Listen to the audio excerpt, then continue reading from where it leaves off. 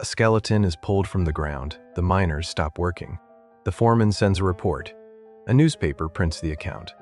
And then, nothing. No follow-up. No museum exhibit. No scientific paper. No record of where the bones went. This has happened more than once.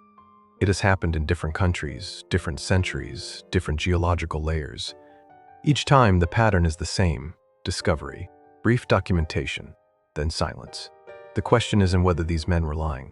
Most of them had no reason to lie. They were miners, surveyors, laborers. Their accounts were recorded by local officials, published in regional newspapers, sometimes witnessed by dozens of people.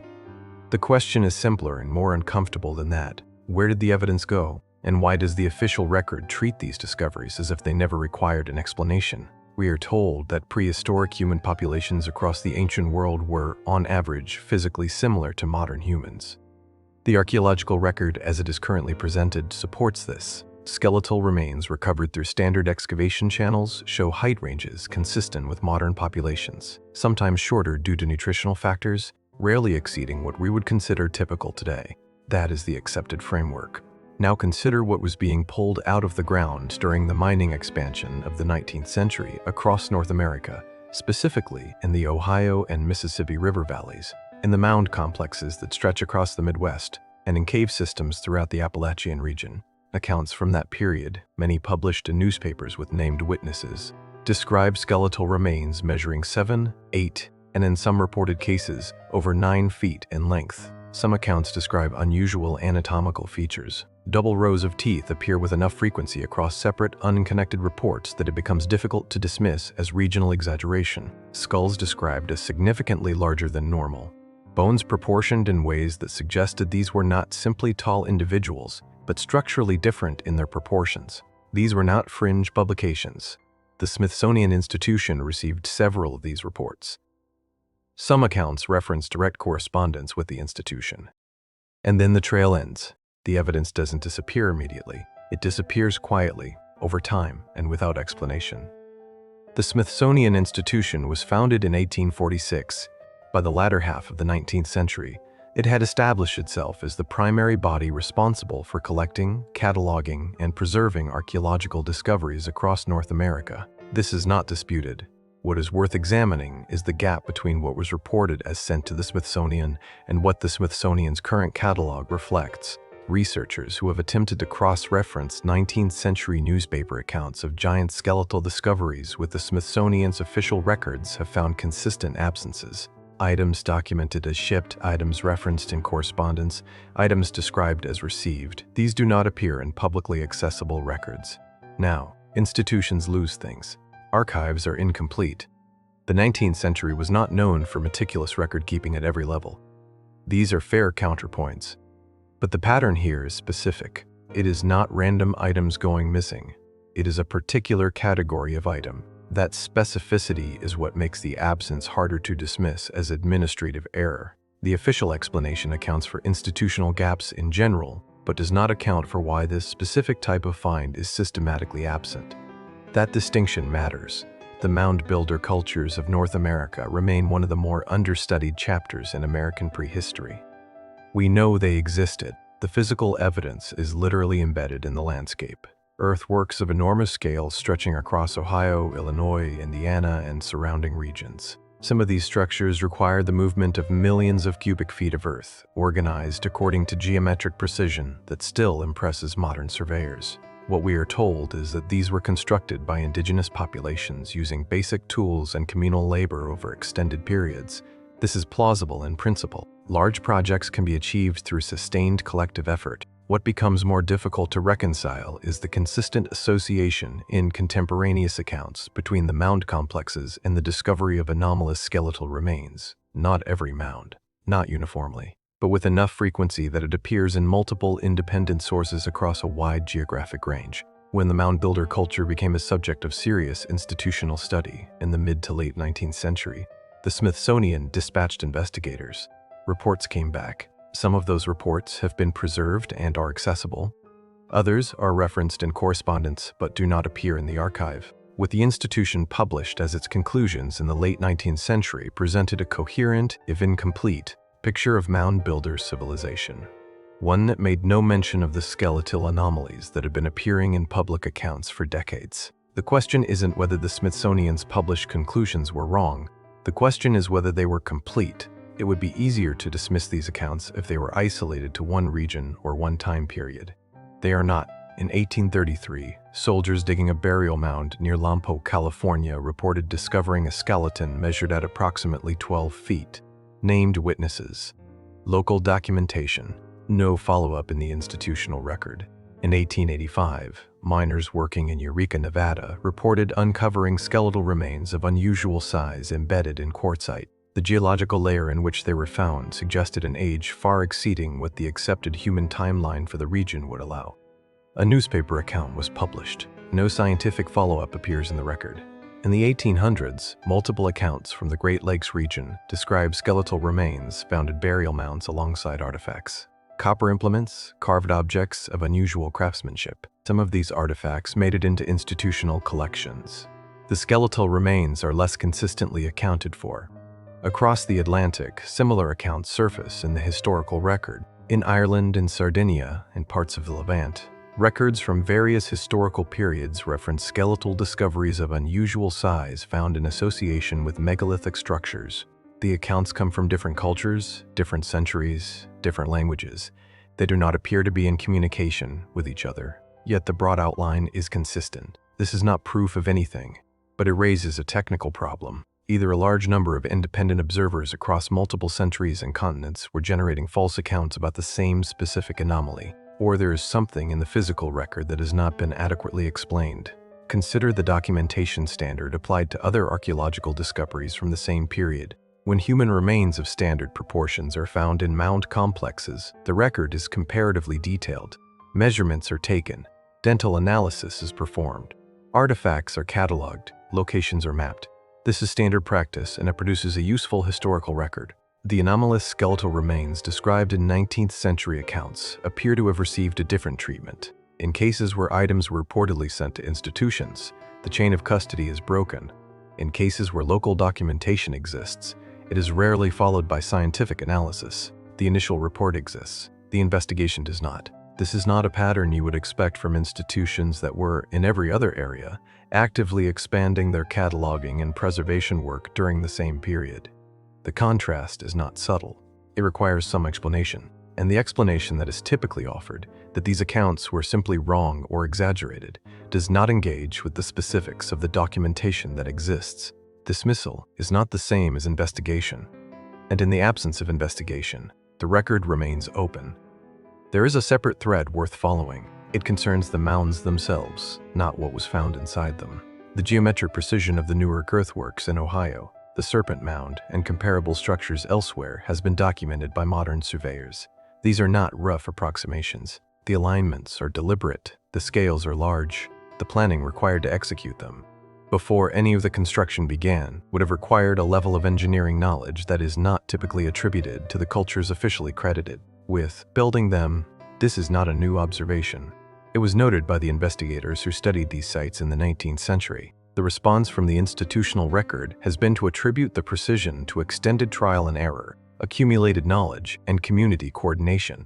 These are not unreasonable explanations, but they carry an assumption that the knowledge required to build these structures was developed gradually, in place, by the populations who built them. What the record does not explain is why that knowledge appears suddenly, fully formed, at specific points in the archaeological record, and then, in some cases, disappears with equal abruptness. The pattern of sudden capability has an analog in other parts of the world. It is one of the more persistent puzzles in the study of ancient construction, and in the case of the North American mound complexes, it remains without a satisfying explanation.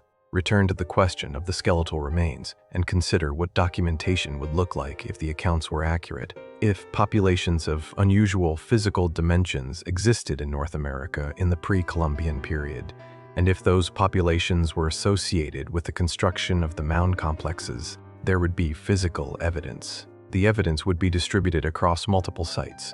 It would appear in different geological layers depending on the time period. It would be associated with artifacts that reflect their material culture. Some of this pattern matches what the 19th century accounts describe. The skeletal remains were found in mounds, in burial contexts, alongside artifacts. The reports come from different states, different decades, different observers.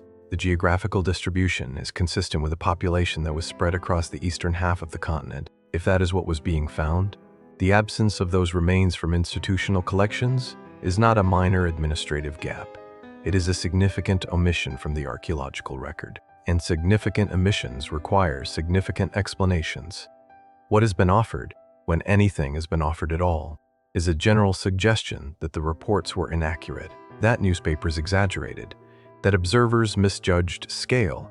These are possible explanations, but they do not account for the volume and geographic spread of the accounts, the level of detail in many of them, or the presence of named witnesses. A credible alternative explanation would need to engage with all of these factors. It has not. In 2004, a researcher submitted a Freedom of Information Act request to the Smithsonian Institution, seeking records related to giant skeletal remains reported in the 19th century. The institution's response acknowledged the request and stated that no records matching the description could be located in their accessible archives. The absence of records in a FOIA response is not, by itself, evidence of anything. Institutions do not retain everything.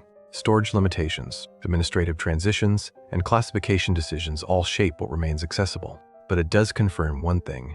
Whatever was reported as discovered, whatever was reportedly shipped to the institution, whatever correspondence was exchanged about these finds, none of it is currently in an accessible form.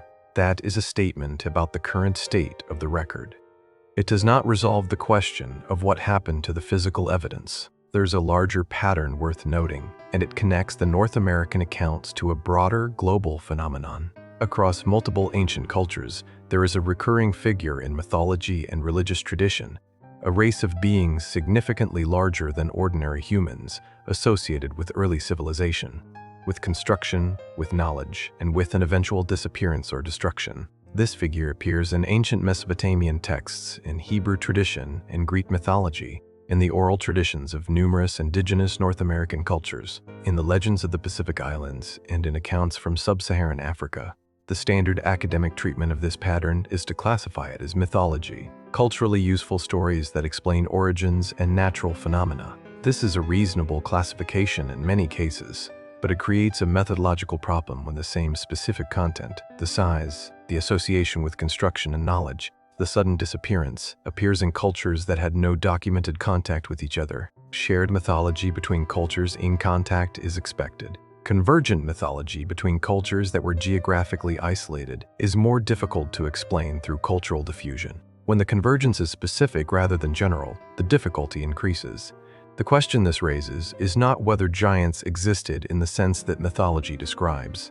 The question is whether the consistent appearance of this specific figure across isolated cultures reflects something in the physical record that has been categorized as legend rather than investigated as evidence. Consider the geological context of some of these discoveries. Several 19th century accounts place the skeletal remains in geological layers that, if accurately described, would indicate an age significantly older than the mound builder cultures typically dated by institutional archaeology. In some cases, remains were described as found in consolidated sediment, embedded in deposits that would take considerable time to form.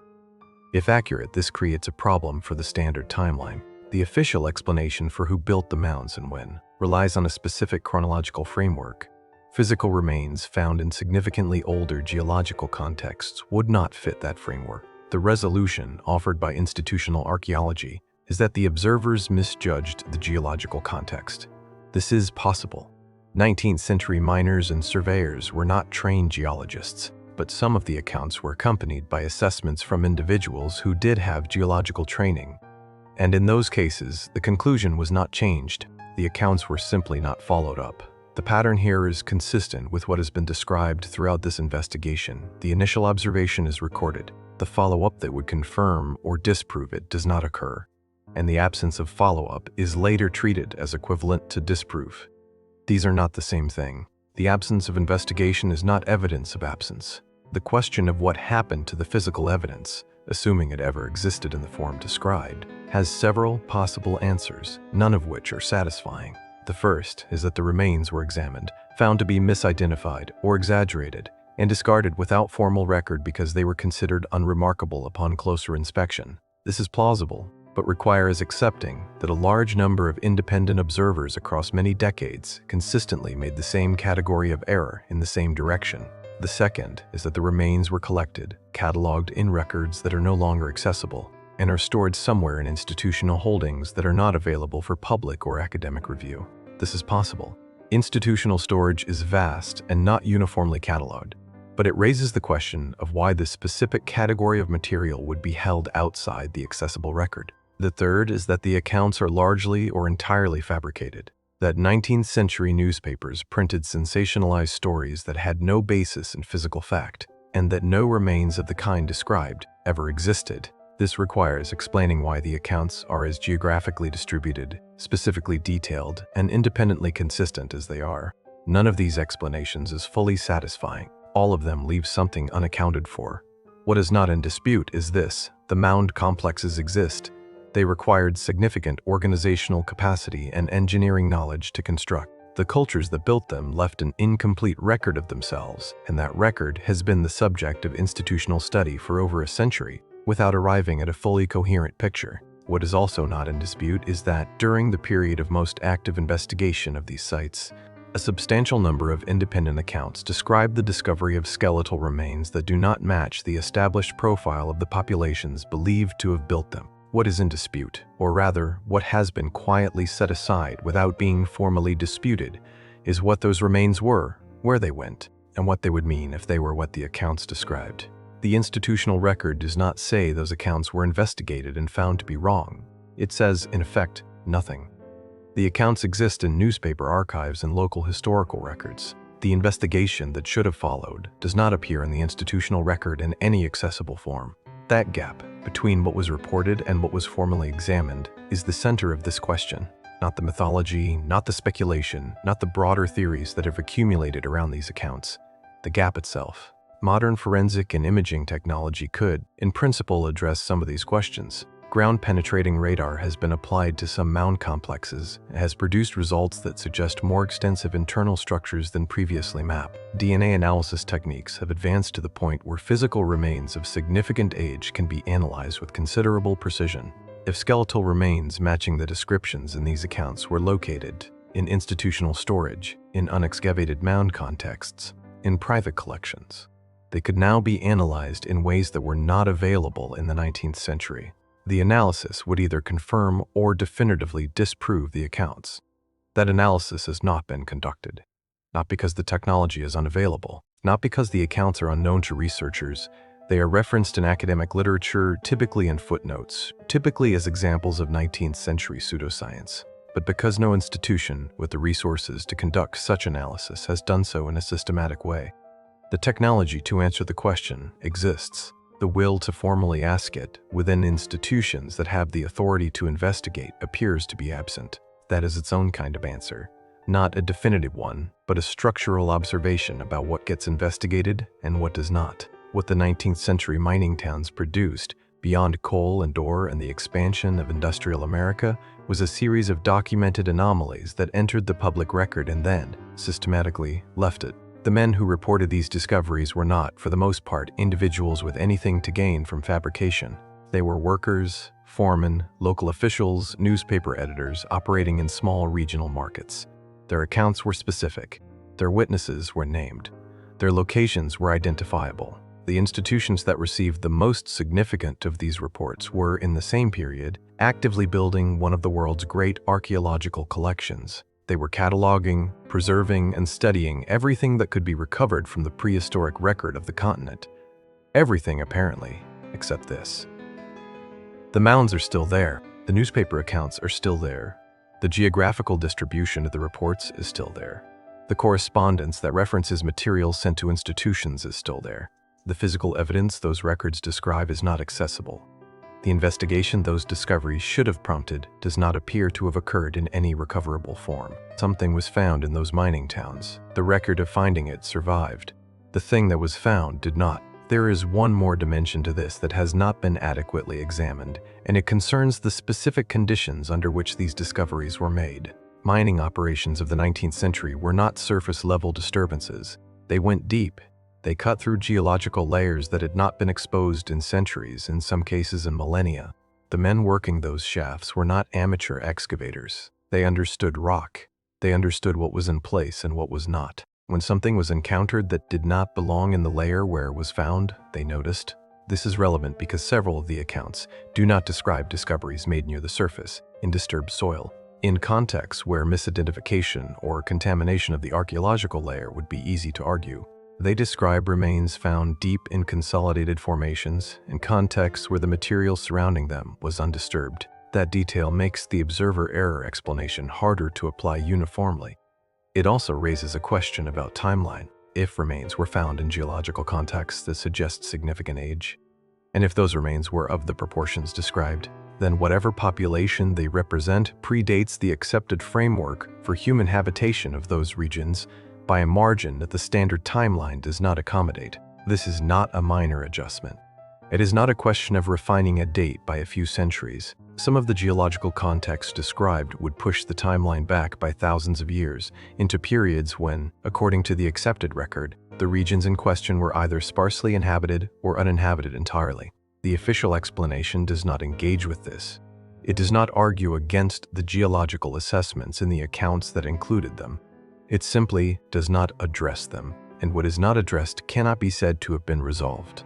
There is also the matter of the artifacts found alongside these remains, and what those artifacts suggest about the level of civilization associated with them. Copper implements found in mound complexes across the Great Lakes region represent one of the earliest and most extensive examples of metalworking in the ancient world outside of the Old World. Traditions. The scale of copper extraction from the Lake Superior Basin during the prehistoric period is, by any measure, extraordinary. Estimates suggest that thousands of tons of copper were removed from the region over several millennia.